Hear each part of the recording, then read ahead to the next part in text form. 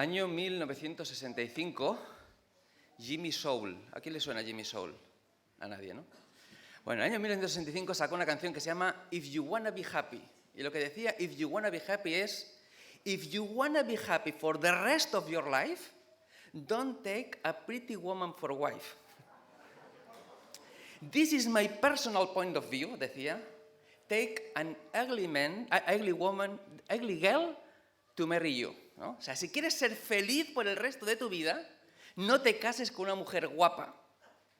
Ese es mi punto de vista. Cásate con una mujer fea. Y lo decía porque la canción decía que una mujer guapa te hace sentir pequeño, porque es que es un bellezón. Y claro, en cuanto salga por la puerta tú te vas a sentir atacado. Y en cambio, decía él, una mujer fea cocinará genial para ti. Año 1965. No de esto, en España, en esa época, los Sirex, esto es una predicación de boomers, ¿eh? En el año 63 los Sirex sacan en España que se mueran los feos. Que no quede ninguno de feo. ¿Por qué? Porque los feos se ligan a las mujeres guapas. Y entonces además el tío decía, y yo soy muy feo, y por mucho que avance la estética no me salvará, ¿no? Bueno, sea como sea, el título que hemos puesto hoy es Una iglesia fea para Dios. Y decíamos en las hojas que os han repartido que vivimos en una sociedad realmente que se deja llevar por la estética. Seguro que Jimmy Soul no tuvo éxito con su propuesta y además es difícil, ¿no? Porque, bueno, la estética es algo que mueve el mundo, ¿no? Y no es difícil ver porque dentro de las redes sociales, pues Instagram es una red fantástica, ¿no? Es un escaparate. Decíamos TikTok, todas estas series redes sociales que te permiten presentarte de la manera en que tú quieres, ¿no? Ofrecer un escaparate de ti, aparentar ser incluso la persona que no eres, ¿no? Y mostrarte mucho más atractivo, mucho más activo, mucho más exitoso, mucho más de lo que en realidad a veces somos, ¿no? Y frente a esa sociedad yo creo que Dios apuesta por lo interior, ¿no? No es que nos haya creado guapos, evidentemente, nos ha creado muy guapos, pero realmente a Dios le importa el interior, ¿no? Y hay un montón de pasajes, ya habéis visto en la hoja que fea se refiere a fe, esperanza y amor, ¿eh? Es un juego de palabras, ¿verdad? Hay un montón de pasajes en las Escrituras. Pablo, Pedro, en muchos pasajes de las Escrituras nos hablan acerca de esto, ¿no? Ahora permanecen tres, ¿no? La fe, la esperanza y el amor, pero el más grande de ellos es el amor. 1 Corintios capítulo 13, versículo 13. Pero en Colosenses, en Gálatas, en Efesios, en Hebreos, en Romanos, en 1 de Pedro, en Hebreos 6 y Hebreos 10, una y otra vez se nos refieren a la fe, a la esperanza y al amor. Y a mí me gustaría que me acompañarais de ese montón de pasajes a 1 de Tesalonicenses capítulo 1. Llegaremos al resto de la epístola, vamos a ver una cosa por encima de la epístola, pero me gustaría que me acompañarais al capítulo 1, versículos 2 al 10. Y antes de que lo leamos, quiero explicaros qué es lo que pasa, qué es lo que provoca que Pablo escriba esa carta y la escriba en los términos en que las escribes. Y quiero explicaros que alrededor del año 48-49 después de Cristo, Pablo está organizando su segundo viaje misionero. Y cuando está a punto de salir de viaje misionero, resulta que su compañero de misiones, que es Bernabé, ¿quién se quiere llevar? ¿A quién se quiere llevar Bernabé? A Juan Marcos, al que los había abandonado. Y hay un enfrentamiento, una discusión muy seria, tan seria que el equipo misionero se divide. Y Bernabé se va con Juan Marcos por un lado, Pablo coge a Silas y se va por otro, y llegan a Listra y Derbe y allí se les suma Timoteo, ¿sí? Y llegan a Troas y en Troas se les suma Lucas, que está investigando para poder escribir su evangelio y luego escribiría Hechos, ¿verdad? Y cuando llegan a Filipos, después de Troas, ahí hay una chica con un demonio, con un espíritu de adivinación, un demonio, que va detrás de Pablo diciendo, esta gente son siervos del Dios Altísimo, estos, escuchadlos. Y claro, eso es un desastre. Porque si un demonio habla bien de ti, ¿tú qué piensas? Pues que nos quieren engañar, claro, porque si los demonios hablan bien de ti, ¿qué tienes que hacer tú? Pues entonces le sacan el demonio a esa chica. Y las autoridades están tan felices de lo que ha ocurrido que los azotan mucho. Les rompen las vestiduras y los azotan mucho. Cuando digo mucho es mucho. A Pablo lo habían azotado 40 veces menos una, 5 veces los judíos. Imagínate que son 40 veces menos, porque la ley decía que como mucho 40, ¿vale? Pero cuando los romanos daban de verdad. Y si te quitaban la ropa, tu piel saltaba a tiras. Por el pecho y por la espalda. Imagínate cómo tenía que ser el pecho y la espalda de Pablo después de haber sufrido eso tantas veces a lo largo de su vida. Imagínate cómo tenía que ser su pecho y su espalda. Y acaba destrozado. Y la iglesia lo saca, lo consuelan y lo hacen partir. Y entonces llegan a Tesalónica, seguramente vendado de cintura para arriba. Y por 3 sábados, solo 3 sábados, Pablo predica en la sinagoga de Tesalónica. Y por la gracia de Dios, algunos judíos, algunos griegos, algunas mujeres nobles de Tesalónica se convierten. Y los judíos de la sinagoga tienen celos, porque los judíos predicaban el evangelio, el judaísmo a los griegos, y era genial tener gente griega que aceptara al Señor de Israel y se convirtieran y asistieran a la sinagoga. Eso era algo fantástico para ellos. Pero entonces tienen celos de que esta gente acaba de venir aquí y se nos han llevado la mitad de la membresía. Y entonces cogen a unos matones de Tesalónica, entran en la casa donde se reúnen, cogen a uno de los responsables de la iglesia, a Jasón, lo llevan delante de los tribunales y dicen: estos que trastornan el mundo entero han venido aquí. Estos que dicen que hay otro rey aparte de César, un tal Jesús, han venido aquí. Y se lía tan grande la que se lía, que la iglesia tiene que sacar a Pablo y al equipo misionero de la ciudad lo más rápidamente posible. Y de ahí llegan a Berea y predican el evangelio en la sinagoga de Berea. Y los de Tesalónica les siguen a Berea para decir: estos que trastornan al mundo también están aquí, echadlos. Y tienen que salir por patas. Y van hasta Atenas. Y tú imagínate que has llegado a una ciudad, que eres Pablo, que eres responsable de un equipo misionero, que estás predicando el evangelio, y solamente has tenido 3 oportunidades para predicarles el evangelio en una ciudad. Y hay nuevos convertidos que solamente han escuchado el evangelio 3 semanas, 3 veces, o 4, 5, 6, el tiempo que hubiera. Porque Pablo y el resto del equipo trabajaban para sostenerse económicamente. La inquietud de Pablo, ¿les habrán azotado también a ellos?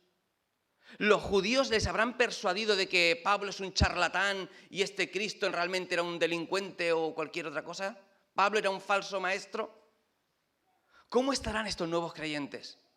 ¿Qué pasa con ellos? ¿Nuestra predicación habrá servido de nada? Y en Atenas envían a Timoteo a Tesalónica. No pueden más. No puede más. Ves allá, es el más joven, el menos conocido, el menos importante, el que pasa más desapercibido. Ves allí a interesarte cómo están ellos.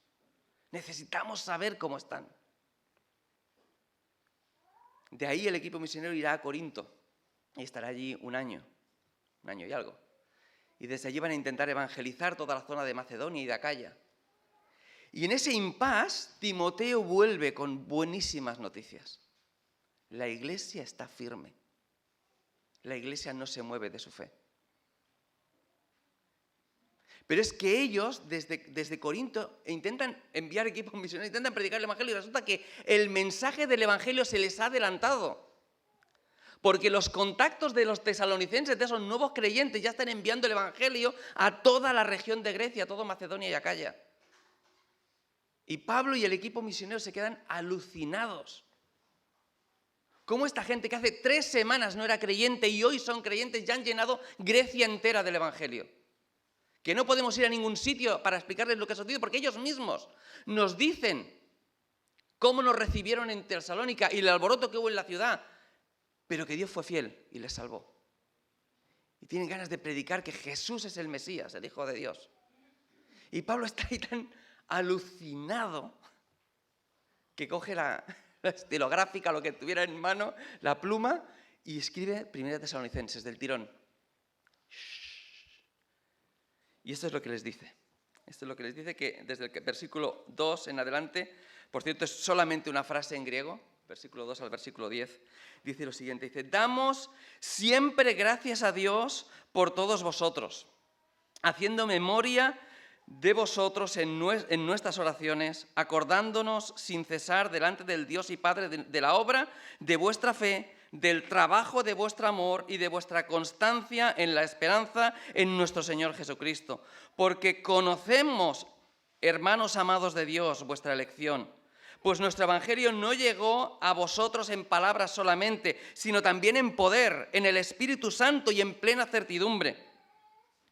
Como bien sabéis cuáles fuimos entre vosotros por amor de vosotros, y vosotros vinisteis a ser imitadores de nosotros y del Señor, recibiendo la palabra en medio de gran tribulación, con gozo del Espíritu Santo, de tal manera que habéis sido ejemplo a todos los de Macedonia y de Acaya que han creído, porque partiendo de vosotros ha sido divulgada la palabra del Señor, no solo en Macedonia y Acaya, sino también en todo lugar, vuestra fe en Dios se ha extendido. De modo que nosotros no tenemos necesidad de hablar nada, porque ellos mismos cuentan de nosotros la manera en que nos recibisteis y cómo os convertisteis de los ídolos a Dios para servir al Dios vivo y verdadero y esperar de los cielos a su Hijo, al cual resucitó de los muertos, a Jesús, quien nos libra de la ira venidera. Qué expresión de gratitud increíble, ¿verdad? Pablo está entusiasmado. Tesalónica es una iglesia ejemplar, una iglesia de 3 semanas de vida, o de algunos meses cuando Pablo envía esta carta. ¿Os imagináis? ¿Os imagináis? Yo empecé a ir a la iglesia con 18 años, tengo 47, así que hace, ¿qué son? 29, ¿no? Que estoy en la iglesia. 29 años. Yo no he llenado Cataluña con el Evangelio, ¿sabéis? Yo no sé tú, pero estos tipos en 3 meses ya han llenado Grecia entera del Evangelio. ¿Entendéis la dimensión de lo que han hecho los tesalonicenses? Y Pablo dice, mira, es que estamos continuamente, es un participio ahí de presente, que estamos continuamente dando gracias a Dios por cómo sois. Es increíble, damos las gracias a Dios personalmente por cada uno de vosotros. Nos acordamos perfectamente de vuestra fe, de vuestra esperanza, de vuestro amor. Y sabemos acerca de vuestra conversión, de cómo el Señor os escogió, os salvó, os alcanzó verdaderamente con el Evangelio. Y no es que el Evangelio funcione, es que Dios está actuando en la vida de la iglesia de Tesalónica. Dios está actuando en la vida de los creyentes. Dios está conformando a su Hijo en ellos.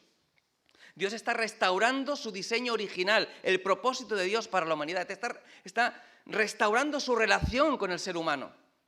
Y eso se hace tan evidente en estos creyentes que Pablo está absolutamente increíble. El Dios vivo y verdadero está vivo. Actúa aún hoy. Y dice Pablo que el Evangelio no fue para ellos un discursito, no fueron solo palabras. El Espíritu Santo actuó con poder y transformó sus vidas. El Espíritu Santo les insufló vida eterna. Y eso fue una realidad tan increíble que es evidente en su forma de vivir. Una iglesia fea. Una iglesia de fe, de esperanza y de amor. En el original, veis que ahí en nuestras Biblias pone ahí, de la obra de vuestra fe, del trabajo de vuestro amor y de vuestra constancia, vuestra, ¿lo veis ahí? En griego solamente hay un vuestra al principio, pero en castellano, para que veamos lo enfático que es ese vuestra, tenemos que traducirlo y ponerlo 3 veces ahí. Es vuestra obra de fe, trabajo de amor, constancia de esperanza, porque la verdadera fe, la fe viva, obra. La verdadera esperanza persevera y el verdadero amor trabaja, se esfuerza, absolutamente. Y si eso es así, se hace evidente al mundo la realidad del poder de transformación que tiene Dios en nuestra vida. Cuando la iglesia de verdad vive lo que Dios ha hecho en ellos, eso se hace evidente a la gente que rodea a la iglesia. Y el Evangelio se vuelve algo absolutamente contagioso. Si eso está presente en nuestra vida, si se hace evidente en nuestra vida, se hace evidente que realmente somos auténticos creyentes. Y eso es lo que está Pablo diciendo. No está enfatizando tanto el contenido de la fe, el contenido de la esperanza, aunque lo va a hacer a lo largo de la carta, el contenido del amor.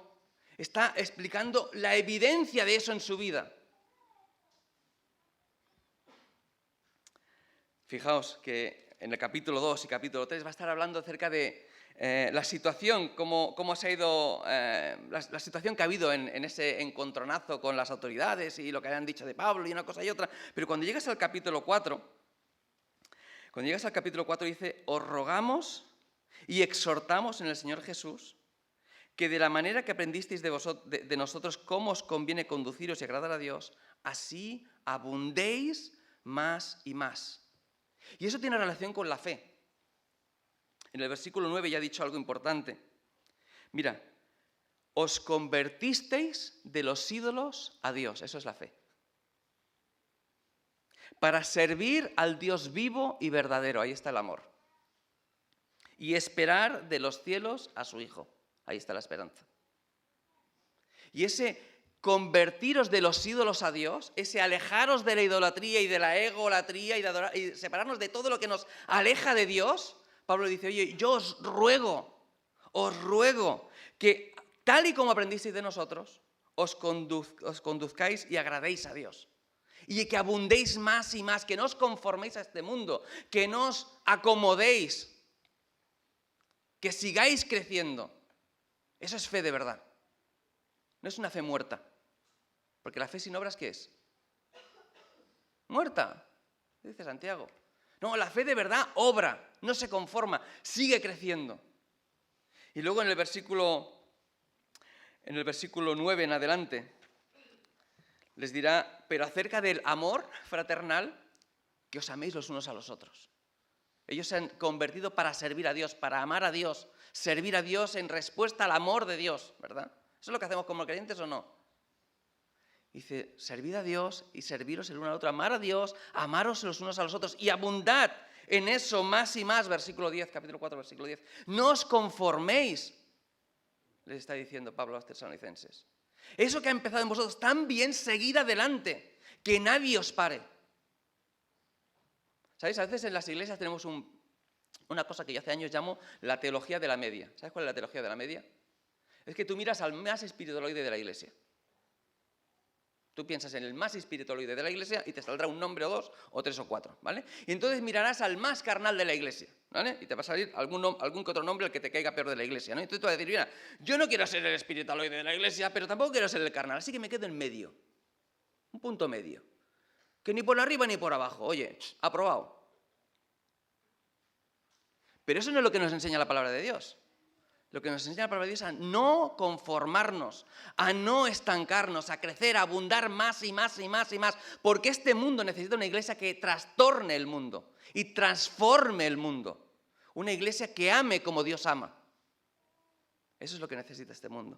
Eso es la iglesia que necesitamos hoy. Y al versículo 13 en adelante del capítulo 4 va a entrar en el tercer tema. Oye, vosotros no sois como los que no tienen esperanza. Vosotros tenéis una esperanza. Dios volverá, Jesús volverá, recogerá su iglesia, nos está preparando un lugar. Nosotros no somos como los que no tienen esperanza. Alentaos unos a otros con estas palabras, en el versículo 18 del capítulo 4. Y cuando llegue el capítulo 5 les dirá, oye, no tenéis necesidad ni siquiera de saber cuándo ocurrirán todas estas cosas. ¿Qué importa cuándo ocurra? ¿Qué importa si te pilla velando o durmiendo? Si te pilla vivo o muerto, es lo que está diciendo. Tú eres del Señor. ¿Qué importa cuando venga el Señor? Que te pille trabajando. Que te pille trabajando. No durmamos, velemos, estemos sobrios, le está diciendo Pablo en esta carta a los tesalonicenses. Fuimos vestidos con la coraza de fe y amor, fuimos vestidos con el yelmo de la esperanza. Dios nos ha equipado por su Espíritu Santo con todo lo necesario para vivir conforme a su voluntad. Edificaos unos a otros, dice en estos versículos. Animaos unos a otros, versículo 11. Edificaos unos a otros, así como lo hacéis. Fe, amor, esperanza. Amor, fe, esperanza. Una iglesia absolutamente fea, una iglesia auténtica y revolucionariamente fea. Mira, una de las cosas que me encanta de este pasaje, de este libro, es que aunque Pablo habla acerca del contenido de la fe, habla del amor, habla de la esperanza, no habla tanto del contenido como de la experiencia viva de eso en nuestra vida, ¿sabes? No se trata de dogma o experiencia, de doctrina o sentimientos, no se trata de gracia versus obras o cabeza o corazón o palabra o espíritu o fe o razón. Se trata de todo, todo junto, todo. Yo estoy de acuerdo. Lo importante no es lo que sientes, muchas veces. En último término es lo que sabes. ¿Sabes lo que sabe Pablo? Lo dice en el capítulo 1, versículo 4. En mi versión pone conocemos, pero es sabemos. Sabiendo esto, que Dios os escogió, Dios os eligió para ocupar este lugar en medio de la historia, para ocupar este lugar en su iglesia, para cumplir el llamado para el cual Dios nos llamó a cada uno de nosotros, para ser su iglesia, para trastornar este mundo, para transformar este mundo para la gloria de Dios. Y Pablo, que es muy listo, Pablo agradece a los tesalonicenses porque ve que eso ocurre en su vida. Y lo que está diciendo al decir, mira, yo doy gracias a Dios por esto en vuestra vida, lo que está diciendo por un lado es que a Dios le gusta eso en la vida de los tesalonicenses. Y en segundo término, además, está diciendo, oye, seguid adelante porque a Dios le gusta. Así que permitidme que yo en esta mañana también dé gracias a Dios porque eso lo veo en la iglesia, lo veo en nuestra iglesia. Y quiero animaros a seguir adelante en una vida de fe. Que seamos una iglesia que tiene los ojos puestos en Jesús, que acude a Dios, que se acerca a Dios para recibir de Dios y entregar a Dios a esta sociedad. Una iglesia que no se conforma, sino que se transforma día tras día, que está comprometido con el hecho de que Dios conforme a su Hijo en cada uno de nosotros. Una iglesia que se aleja de la idolatría de este mundo, de la apariencia, de tantas cosas que nos apartan del propósito de Dios. Hay tantas cosas que nos apartan del propósito de Dios. El ego, nuestro carácter, el dinero, a veces el trabajo, que siendo bueno a veces vistos de mala manera, ¿verdad? El egoísmo, la apariencia, la falsedad, el pecado. Hay tantos ídolos en nuestra vida, yo sé los míos, ¿eh? Yo sé los míos. Y tú sabes los tuyos, ¿eh? Y Dios sabe los de todos. Pero por su Espíritu Santo podemos ser más que vencedores. Porque Dios está comprometido. El que empezó en nosotros la buena obra, ¿qué? La completará hasta el día de Cristo, hijo. Dios está comprometido contigo y conmigo. Dios quiere transformarnos a la imagen de su Hijo. Necesitamos ser una iglesia que recibe de Dios, que no se conforma, que no se acomoda, que hace todas las cosas de todas las maneras posibles, con todas sus fuerzas. Amarás al Señor tu Dios con todo, ¿verdad? Con todo y por encima de todo. Quiero animaros a servir y seguir sirviendo al Dios vivo y verdadero. El servicio a Dios no es algo que haces 1 hora a la semana. El servicio a Dios es algo 24/7, ¿sabes?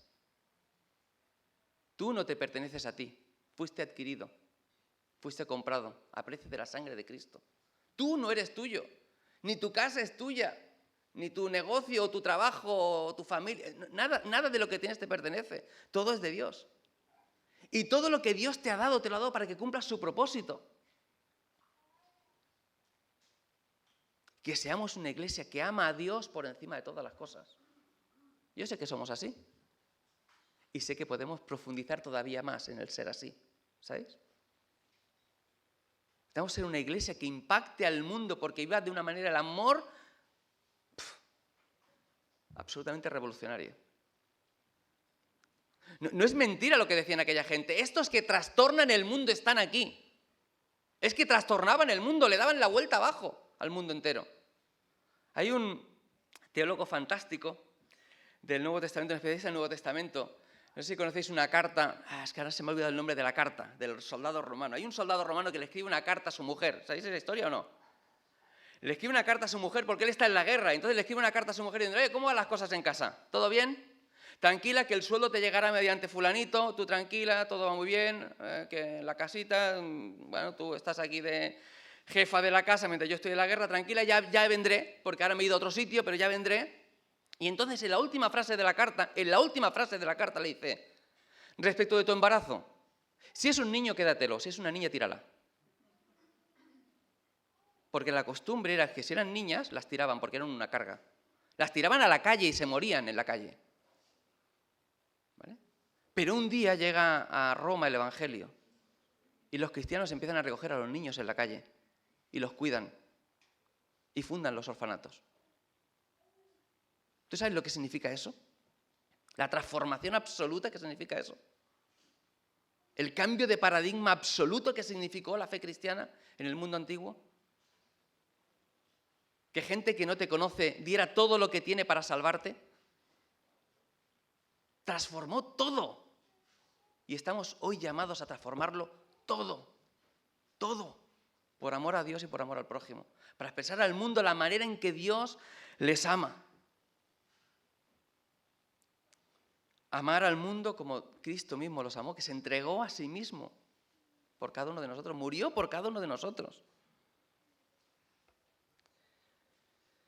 Una iglesia que espera por completo en Cristo, que tiene su esperanza en Jesús. No solo en la venida de Cristo, ¿sabes? Primera de Pedro hay un pasaje que a mí me gusta mucho porque yo creo que está mal traducido. Algunos me llevarán la contraria y no pasa nada, ¿vale? Pero en Primera de Pedro dice: por tanto, ceñid los lomos de vuestro entendimiento, sed sobrios y esperad por completo en la gracia que se os traerá cuando Jesucristo sea manifestado. Pero el griego ahí dice, en la traída a vosotros gracia. No es algo que Dios traerá en el futuro cuando el Señor venga en segundo. No. La gracia os alcanzó en la manifestación de Cristo. Cuando Cristo vino y murió por nosotros en la cruz y resucitó por nosotros de entre los muertos. Y ahí la gracia de Dios se nos manifestó y nos alcanzó y dice, esperad en eso, en la gracia de Dios. Porque si Dios nos ha escogido para un ministerio, si Dios nos ha escogido con un propósito, junto con ese propósito viene la provisión de Dios. Dios es fiel, siempre. Siempre fiel, siempre. Podemos esperar por completo en Dios, podemos tener nuestra esperanza puesta en el Señor. Y si ponemos nuestra esperanza aún en la venida del Señor, qué bendición. Poder mirar el mundo con otros ojos, ¿sabes?